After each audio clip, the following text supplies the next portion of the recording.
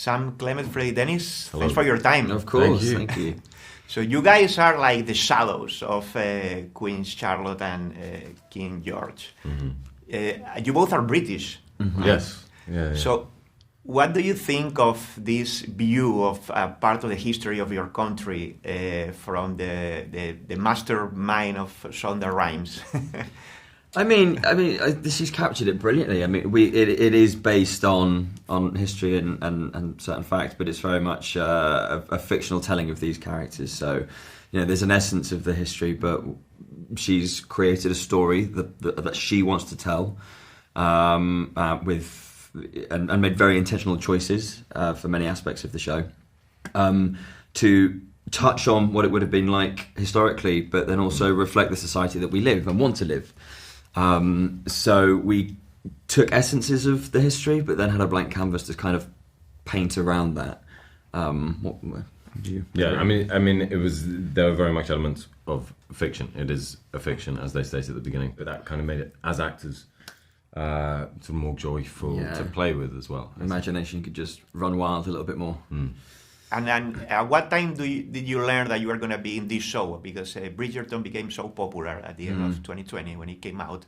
And I guess this was obviously later. Yeah, I found out. How did you feel? Right? Yeah, February of last year. So February 2022. 2022 was when we found out. We'd done an initial tape for it back in 2021 at the end of the year. Yeah. So I suppose that's the first time we heard there was some sort of Bridgerton spin-off, but we had no idea really what it was we were reading for. And it felt amazing. Yeah. It was the most insane moment finding out.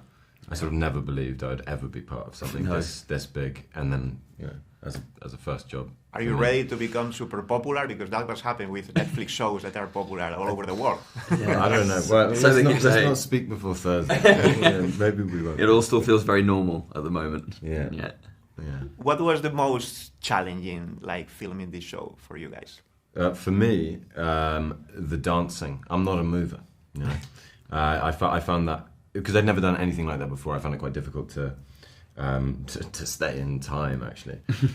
But that also made it the most joyful, because I learnt a lot about myself and also about how to waltz. So, yeah. What about you? I think with the nature of television and how it's created, there's last minute changes, and I like to have my dialogue learnt 2 or 3 days in advance, and sometimes you've got to be able to change that quite quickly. So I think one of the challenges for me was trying to train myself to learn dialogue as quickly as possible.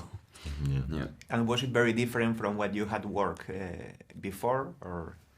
Yeah, I mean, a lot of my background of work has been theatre, so I've done the odd film and the episodes of television, but not a long-running television. So it's different in terms of creating an arc over 6 episodes, I suppose. But it was great. I want to continue doing that. It was different for me because I'd just graduated and I've had one line in a show that has never been aired.